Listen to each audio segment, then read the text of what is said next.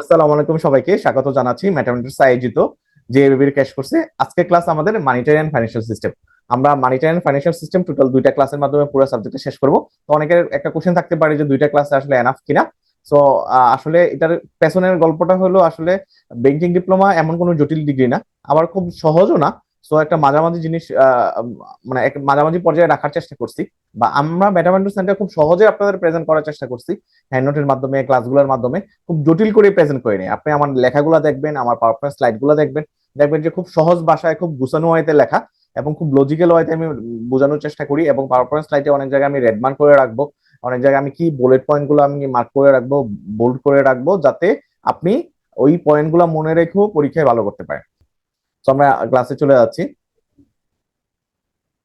তো আজকে আমাদের যদিও ম্যাথমেটিক্স সেন্টারের 99th বেকিং প্রফেশনাল এক্সামস এর second class, but monetary financial সিস্টেমের আজকে first class.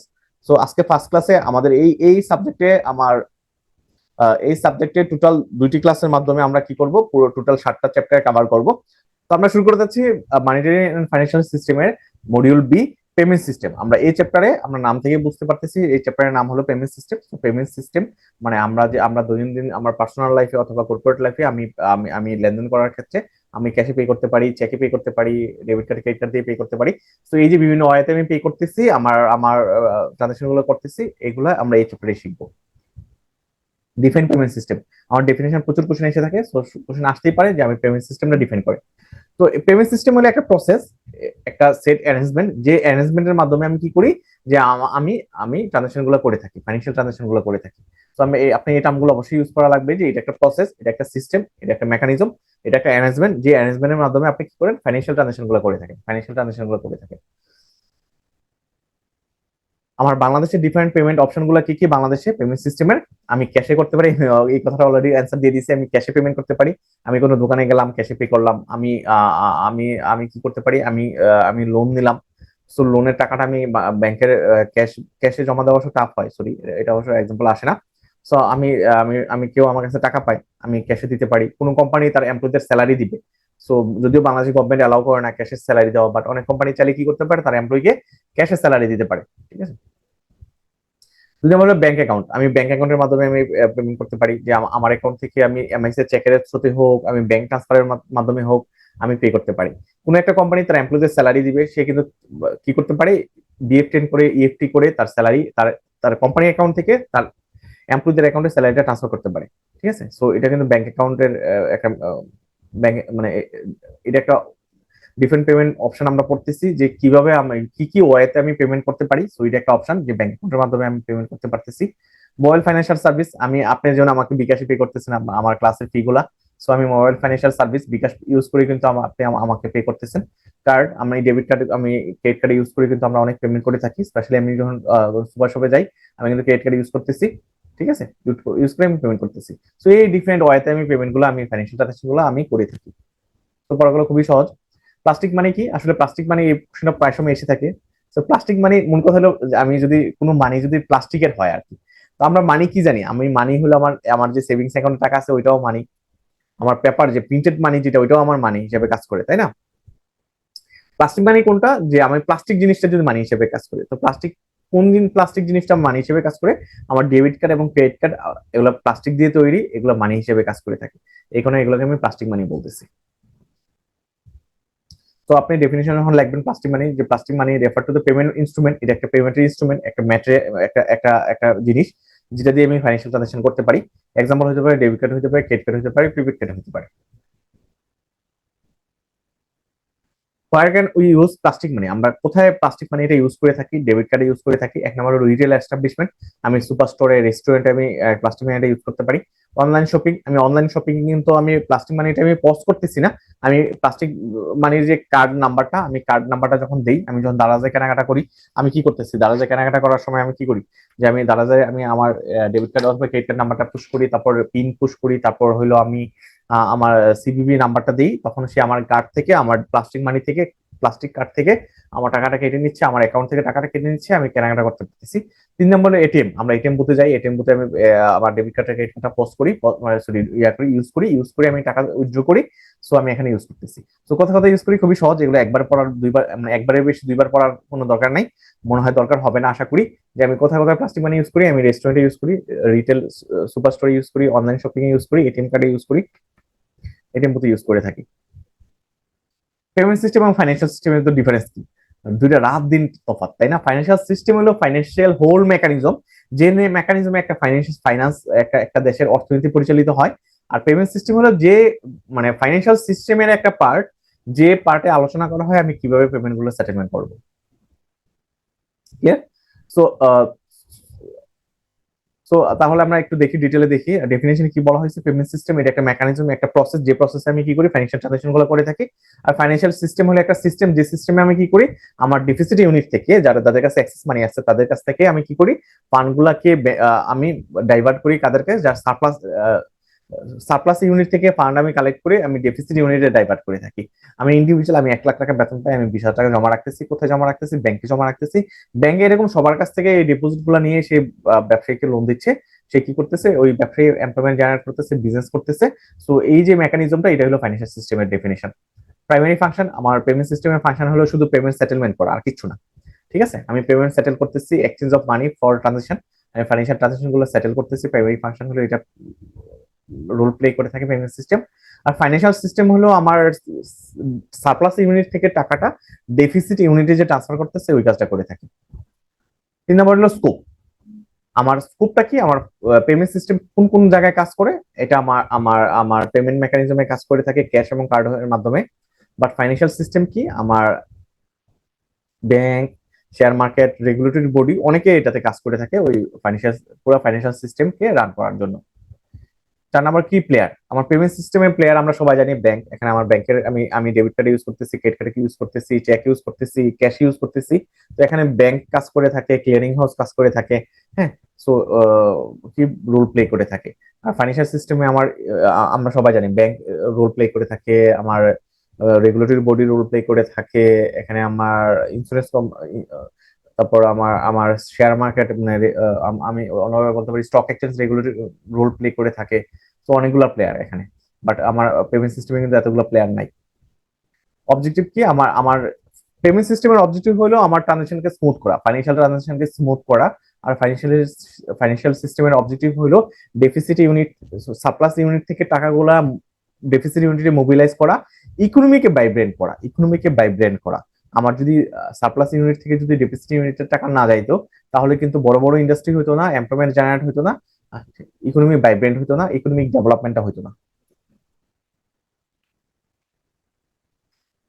Electronic payment system challenge গুলা কি কি? আমরা তো ইলেকট্রনিক পেমেন্ট সিস্টেম কিভাবে হতে পারে, আমার বিএফএন এর মাধ্যমে হতে পারে, আরটিজিএস পেমেন্টের মাধ্যমে হতে পারে। ঠিক আছে, এমআইসি চেকের মাধ্যমে, ক্লিয়ারিং হাউসের মাধ্যমে আমি ইলেকট্রনিক পেমেন্ট করতেছি। সো এইগুলোর চ্যালেঞ্জ গুলা কি কি? আমি ইলেকট্রনিকে আমি কি করতেছি, ইন্টারনেট ব্যাংকিং ইউজ করতেছি। ঠিক আছে, সো এই যে ইন্টারনেট ব্যাংকিং ইউজ করতেছি, এগুলোর কিছু চ্যালেঞ্জ আছে। চ্যালেঞ্জ গুলা কি কি? আমার ইনফ্রাস্ট্রাকচার ডেভেলপমেন্ট, আমার কিন্তু একটা সময় কিন্তু আমার প্রাইভেট ব্যাংকের ইন্টারনেট ব্যাংকিং ছিল না, মোবাইল ব্যাংকিং ছিল না। তো এগুলো তো একদিনে হয়নি। আমার একটা আইটি সেক্টর ডেভেলপ করা লাগছে, আমাকে সফটওয়্যার ডেভেলপ করা লাগছে, আমাকে ইনফ্রাস্ট্রাকচার ডেভেলপ করা লাগছে, এবং আমার সিকিউরিটি এনশিওর করা লাগছে যে যাতে একজনের টাকা আরেকজনের কাছে না যায়। তারপর আমি মার্কেটে লঞ্চ করছি, সবাই ইউজ করতেছি। সো এটাও একটা চ্যালেঞ্জ। আসলে চাইলে কি আমার এটা এটা তো খুব ইজি কাজ না। আমার ইন্টারনেট ব্যাংকিং মানে কি, ইন্টারনেট ব্যাংকিং এর মাধ্যমে কিন্তু আমি ব্যাংকের সফটওয়্যারে অ্যাক্সেস নিচ্ছি, আমি ব্যাংকের সফটওয়্যারে অ্যাক্সেস নিয়ে আমার কাছ থেকে আমি বন্ধুর অ্যাকাউন্টে টাকা পাঠাচ্ছি। তো এটা কিভাবে করতেছি, আমি ব্যাংকের সফটওয়্যারে কিন্তু অ্যাক্সেস নিচ্ছি। তো এই যে ব্যাংকের সফটওয়্যারে আমি অ্যাক্সেস নিচ্ছি, আমার আমার আমার এটা কিন্তু খুব সহজ না। আমার ব্যাংকে কিন্তু অনেক কাজ করা দরকার হচ্ছে সিকিউরিটি এনশিওর করার জন্য, এই জিনিসটা ফেসিলিটেট করার জন্য। তো এটা একটা চ্যালেঞ্জ। এটা একদিনে হয় না, অনেক অনেক কষ্টের ব্যাপার, অনেক টাকা খরচ করা দরকার হয়। 2 নম্বর হলো ডিজিটাল লিটারেসি এনহ্যান্সমেন্ট। আমি একটা প্রোডাক্ট নিয়ে আসলাম, ইন্টারনেট ব্যাংকিং নিয়ে আসলাম, বাট আমার কাস্টমার যদি তার লিটারেট না হয়, অথবা ওই ব্যাংকের এমপ্লয়ি যদি এটা ইউজ না করতে পারে, ওই ব্যাংকের আইটি ডিপার্টমেন্ট যদি এটা স্মুথলি রান করতে না পারে, তাহলে কিন্তু হবে না, ওইটা ওইটা হবে না, প্রপার হবে না, ওইখানে সমস্যা হবে। তো ডিজিটাল লিটারেসি এনহ্যান্সমেন্টও একটা দরকার। এটা দুইভাবে হইতে পারে, আমার ব্যাংকের আমার আইটি ডিপার্টমেন্টকেও আমার লিটারালি এডুকেটেড করা লাগতে পারে, অথবা যারা কাস্টমার আছে কাস্টমারকেও কিন্তু নলেজেবল হওয়া লাগবে ইন্টারনেট ব্যাংকিং ইউজ করার জন্য। 3 নাম্বার হলো সিকিউরিটি মেজার। আমি এটা অবশ্য অলরেডি বলে ফেলছি, আমি একটা ইন্টারনেট ব্যাংকিং চালু করে দিলাম, আমি আমার ব্যাংকের কোর ব্যাংকিং সফটওয়্যারে আমি কাস্টমারকে অ্যাক্সেস দিলাম, বাট আমার সিকিউরিটি প্রপার সিকিউরিটি যদি আমি না নিই, তাহলে কিন্তু একজনের টাকা আরেকজনের কাছে চলে যাবে। যারা হ্যাকার আছে, যারা খারাপ খারাপ লোক আছে, ওরা কিন্তু হ্যাকিং করে আমার টাকা নিয়ে নিবে। 4 নাম্বার হলো রেগুলেটরি কমপ্লায়েন্স। আমি কিন্তু আমার বাংলাদেশ ব্যাংকের যে আইসিটি গাইডলাইন আছে ওইটা ফলো করে আমাকে আমাকে ইন্টারনেট ব্যাংকিং চালু করা লাগবে। 5 নাম্বার হলো কনজিউমার বিহেভিয়ার চেঞ্জ। আমার কিন্তু আমি আমি কনজিউমারের বিহেভিয়ারের সাথে ম্যাচ করে কিন্তু প্রোডাক্ট ডেভেলপ করা লাগবে। একটা সময় ইন্টারনেট ব্যাংকিং কিন্তু কনজিউমারও চাইতো না, ব্যাংকগুলোও দিত না। এখন কিন্তু ইন্টারনেট ব্যাংকিং আমার দৈনন্দিন পার্ট হয়ে গেছে। আমি কিন্তু এখন আর এমআইএস চেক ইউজ করি না, অন্য কিছু ইউজ করি না। আমি কিন্তু ইন্টারনেট মানে আমি ডিজিটালি কিন্তু টাকা ট্রান্সফার করতেছি, কাজগুলো করতেছি। তো আমার কনজিউমারের ডিমান্ড অনুযায়ী কিন্তু আমাকে ব্যবস্থা নেওয়া লাগবে। ইভলিউশন অফ পেমেন্ট সিস্টেম, ইভলিউশনের মূল কথা হলো, টার্মটা খুব কঠিন, এটার মূল কথা হলো এটার হিস্ট্রিটা আর কি, ইতিহাসটা কি। একটা সময় ছিল বাটার সিস্টেম, ছিল ক্যাশ সিস্টেম, ছিল আমার পেমেন্ট সিস্টেম ছিল না। তখন আমার আমার কোনো কারেন্সি ছিল না। আমার এখন প্রত্যেকটা বিশ্বে প্রত্যেকটা দেশের কারেন্সি আছে, তাই না? বাংলাদেশে যেমন টাকা, ইন্ডিয়াতে রুপি, ইউএসএ হলো ইউএস ডলার। সো আমার কারেন্সি আছে, কারেন্সি দিয়ে আমি পেমেন্ট করতেছি, সবকিছু করতেছি। বাট একটা সময় কিন্তু লেনদেন হয়তো বাটার হইতো, যে আমি আমি তোমাকে চাল দিলাম, তুমি আমাকে ডাল দিলা। তো এইভাবে বাটার সিস্টেম হইতো। বাটারের পরে আমার ক্যাশ চলে আসছে, তারপরে আমার এখন অনেক কিছু চলে আসছে। দুই নম্বর হলো পেপার বেসড ইনস্ট্রুমেন্ট। আমার তারপরে পেপার বেসড ইনস্ট্রুমেন্ট আছে, যেটাকে আমি মানি বলা হচ্ছে। 3 নম্বরে ইলেকট্রনিক পেমেন্ট। আমার তার পরবর্তীতে ইলেকট্রনিক পেমেন্ট গুলো আসছে, বিএফটিএনস, আরটিজিএস, ন্যাশনাল পেমেন্ট সুইচ। বাংলাদেশেও কিন্তু আমার 10-12 বছর আগে ছিল না। তো এগুলো কিন্তু আস্তে আস্তে চলে আসছে। তারপর 4 নম্বর হলো অনলাইন ব্যাংকিং। সো একবারে লেটেস্ট হলো অনলাইন ব্যাংকিং, এগুলো চলে আসছে। তো এই বিবর্তনের মাধ্যমে কিন্তু বর্তমানে পেমেন্ট সিস্টেমটা এখন অনেক স্মার্ট, তাই না? সামনে হয়তো অনেক কিছু আসবে, আরো সহজ হবে। মোবাইল পেমেন্ট চলে আসছে, কন্টাক্টলেস পেমেন্ট চলে আসছে। আমি কন্টাক্টলেসও কিন্তু পেমেন্ট করতে পারি। আমি সিটি ব্যাংকের বুথে গেলাম, আমার বন্ধু আমাকে সিটি ব্যাংকের পিন নাম্বার বললো, বা কিন্তু পিন বললো বা কি যেন বলা হয় আর কি, যে আমি ওইটা যদি আমি সিটি ব্যাংকের বুথে দিই, সে আমাকে টাকা দিয়ে দিচ্ছে। আমার বন্ধু চিটাগং এ, আমি ঢাকা থেকে তার টাকা তুলতে পারবো, ঠিক আছে, ওই ওই পিন কোড ইউজ করে। তার মানে কন্টাক্টলেস পেমেন্ট। এখানে আমি ক্রেডিট কার্ড ইউজ করতেছি না, ডেবিট কার্ড ইউজ করতেছি না, কোনো কিছু ইউজ করতেছি না, শুধু কয়েকগুলা আমি পিন নাম্বার ইউজ করে আমি টাকা তুলতে পারতেছি। 7 নম্বর হলো digital wallet and cryptocurrency. So digital wallet cryptocurrency চলে আসছে, যেটা একবারে লেটেস্ট। যদি ক্রিপ্টোকারেন্সি এখনো কিন্তু পুরো ওয়ার্ল্ডে এখনো রিনন হয় নাই, অ্যাকসেপ্টেন্স পায় নাই, বাট ফিউচারে পাবে না এটা বলা যায় না। কম্পোনেন্ট অফ ইএফটি পেমেন্ট, আপনি একটু চিন্তা করেন তো, আমি যে বিএফটি করতেছি, ইএফটি করতেছি, হ্যাঁ। ইএফটি পেমেন্টের কম্পোনেন্ট গুলা কি কি? আমি শুরুতে কি করি? আমি কি করি? আমি কোথায় যাচ্ছি? আমার internet banking A log in করতেছি, লগ ইন করে আমি বিএফটি এর রিকোয়েস্ট করতেছি। বিএফটি আমি এটা রেগুলারই করে থাকি। আমার ক্রেডিট কার্ডের পেমেন্ট গুলো আমি কি করতেছি, আমার মার্কেন্টাইল ব্যাংকের আমি ইয়া ইউজ করে, অ্যাপ ইউজ করে আমি মার্কেন্টাইল ব্যাংক থেকে, আমি ধরেন স্ট্যান্ডার্ড চার্টার্ড ব্যাংকে আমি পেমেন্ট করতেছি আমার ক্রেডিট কার্ডে। আমি কি করি? আমি শুধু শুরুতে ইনিশিয়েট করি, আমার ইন্টারনেট ব্যাংকিং এ ঢুকি, আমি হলাম ইনিশিয়েটর। আমি আমার মার্কেন্টাইল ব্যাংকের অ্যাকাউন্টে ঢুকি, ঢুকে আমি মার্কেন্টাইল ব্যাংকে ইনস্ট্রাকশন দেই, তুমি এর পরিমাণ টাকা স্ট্যান্ডার্ড ব্যাংকে আমার ক্রেডিট কার্ডে জমা দিয়ে দাও। তো এখানে আমি কাজ করতেছি, আমার মার্কেন্টাইল ব্যাংক কাজ করতেছে, বাংলাদেশ ব্যাংকের পেমেন্ট গেটওয়ে কাজ করতেছে, স্ট্যান্ডার্ড চার্টার্ড ব্যাংক কাজ করতেছে এই ইএফটির প্রসেসে, তাই না? তো এটাই আলোচনা, যে কম্পোনেন্ট গুলা কি কি। অরিজিনেটর এখানে কাজ করে, পে রিসিপিয়েন্ট কাজ করে, পেমেন্ট গেটওয়ে কাজ করে, যেটা বাংলাদেশ ব্যাংকের গেটওয়ে। তারপর ক্লিয়ারিং হাউস কাজ করে, ফাইন্যান্সিয়াল ইনস্টিটিউশন গুলো কাজ করে। এখানে আমার ইন্ডিয়া মার্কেন্টাইল ব্যাংক কাজ করতেছে, ওই ইন্ডিয়া স্ট্যান্ডার্ড চার্টার্ড ব্যাংক কাজ করতেছে। ইলেকট্রনিক চ্যানেল কাজ করতেছে, এখানে আমি ইএফটিটা করতেছি একটা ইলেকট্রনিক চ্যানেলের মাধ্যমে, একটা সফটওয়্যার ইউজ করে। যে আমার সফটওয়্যারের সাথে আবার বাংলাদেশ ব্যাংকের সফটওয়্যারের মিল আছে, ইনস্ট্রাকশনটা বাংলাদেশ ব্যাংকের সফটওয়্যারে যায়, বাংলাদেশ ব্যাংকের সফটওয়্যার থেকে আবার কি কোথায় চলে যায়, স্ট্যান্ডার্ড চার্টার্ড ব্যাংকে চলে যায়। সো হোল মেকানিজমে এই পার্ট গুলা কাজ করে থাকে। সো আপনি গল্পের মতো মনে রাখবেন, খুব জটিল করবেন না। আমি যখন গল্পের মতো বলছি, আমার এক্সাম্পল দিই, আমার সত্যি আছে স্ট্যান্ডার্ড চার্টার্ড ব্যাংকে আমার ক্রেডিট কার্ড আছে, এবং মার্কেন্টাইল ব্যাংক থেকে আমি স্ট্যান্ডার্ড চার্টার্ড ব্যাংকে ক্রেডিট কার্ডে পেমেন্ট করে থাকি। তো আপনি এরকম একটা জিনিস কল্পনা করবেন, কল্পনা করে ওই পক্ষগুলো লিখে দিবেন, পরীক্ষা পাস হয়ে যাবে। আমার payment method in Bangladesh, dominance and growth. বাংলাদেশের পেমেন্ট মেথডে আমি অলরেডি বলে ফেলছি, 10-12 বছর আগে আমি এক্সিম ব্যাংকে জয়েন করি 2012 সালে। তখন কিন্তু এত মেথড ছিল না পেমেন্টের, ঠিক আছে? এগুলো আস্তে আস্তে বাংলাদেশ ডেভেলপ করছে। তো ডোমিনেন্ট পেমেন্ট কোনটা? আপনাকে যদি কোশ্চেন করা হয়, আপনার যত মেকানিজমে আসুক না কেন পেমেন্টের জন্য, সবচেয়ে ডোমিনেন্ট, সবচেয়ে বেশি ডোমিনেন্ট করে কোন মেথড? ক্যাশ। ক্যাশ টাকা সবচেয়ে বেশি ডোমিনেন্ট করে, ঠিক আছে? এটা অ্যান্সার এটা। আপনার যদি কোশ্চেন করা হয় সবচেয়ে পেমেন্ট মেথডে কোন পেমেন্ট মেথডটা বেশি গ্রো করছে, খুব দ্রুত গ্রো করছে, আপনি চিন্তা করেন। চেক কিন্তু অনেক বছর ধরে এমআইসি এর চেকে গেছে আমার। তারপরে যে ক্রেডিট কার্ড, ডেবিট কার্ড কিন্তু অনেক বছর ধরে পপুলারিটি পাইছে। বাট মোবাইল ফাইন্যান্সিয়াল সার্ভিস, বিকাশ, নগদ মার্কেটে এসেই সব মার্কেট দখল করে নিয়েছে। বাংলাদেশে বিকাশ অ্যাকাউন্ট নাই এরকম মানুষ খুব কমই আছে। তো আর বাংলাদেশে ব্যাংক অ্যাকাউন্ট বা ডেবিট কার্ড মার্কেট পপুলার করতে সব মানুষের কাছে পৌঁছে দিতে এখনো পারে নাই। ঠিক আছে, তো এটাই বলতেছে যে আমার ফাস্টার গ্রোয়িং মেথড কোনটা, অবশ্যই মোবাইল ফাইন্যান্সিয়াল সার্ভিস। অল্প সময়ের ভিতরে পুরো সব মানুষের কাছে চলে গেছে, যেটা ব্যাংকগুলো এত বছর ব্যবসা করেও ডেবিট কার্ড বা ক্রেডিট কার্ড সব মানুষের কাছে পৌঁছে যেতে পারে। সো অ্যান্সারটা জানা হয়ে গেছে, আমরা আমরা এটাই লিখে দিয়ে আসবো। সো কেন কেন আসলে মোবাইল ফাইন্যান্সিয়াল সার্ভিস, এই অ্যান্সারটা তো আপনি 2 লাইনে লিখলে হবে না। আপনি কেন মোবাইল ফাইন্যান্সিয়াল সার্ভিস সবার কাছে পৌঁছে গেছে খুব দ্রুত, আপনি ওইটাও এক্সপ্লেন করে দিবেন।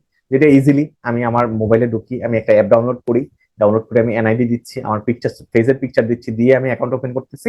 অ্যাকাউন্ট ওপেন করার সাথে সাথে আমি কি করতে পারতেছি, আমি বিকাশের দোকানে গিয়ে ক্যাশ ইন করতে পারতেছি, আমার ডেবিট কার্ড ক্রেডিট কার্ড থেকে আমি ক্যাশ ইন করতে পারতেছি, করে আমার বন্ধুকে পে করতে পারতেছি, মোবাইলে বসে পে করতে পারতেছি, কোথাও যাওয়া লাগতেছে না। খুবই কনভিনিয়েন্ট, খুবই ইজি, সবাই বুঝে, খুব জটিল কিছু না।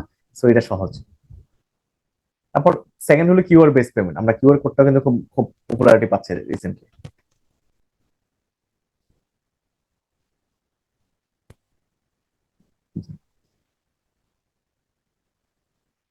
আচ্ছা, এখানে একটা জিনিস বলছে, ক্রেডিট কার্ড কি আমার মানি সাপ্লাই কে ইফেক্ট করে কিনা। Impact of credit card transaction on money supply. Credit card কি মানি সাপ্লাই কে ইম্প্যাক্ট করে কিনা। এক কথাই হলো ক্রেডিট কার্ড কোনো মানি সাপ্লাই কে ইম্প্যাক্ট করে না। কেন করে না একটু চিন্তা করেন। ক্রেডিট কার্ড মানে কি, আপনাকে কোনো একটা ব্যাংক ক্রেডিট কার্ড দিচ্ছে, মানে 1 লাখ টাকা লিমিট দিচ্ছে, ওই পরিমাণ টাকা আপনি ইউজ করতে পারবেন, লোন নিতে পারবেন। এটার সাথে কিন্তু মানি সাপ্লাইয়ের কোনো রিলেশন নাই। মানি সাপ্লাই বাড়তেছো না কমতেছো না, আপনাকে একটা শুধু ফেসিলিটিস দিচ্ছে। লোনের ফেসিলিটিস চাইলে আপনি ইউজ করবেন, চাইলে ইউজ করবেন না।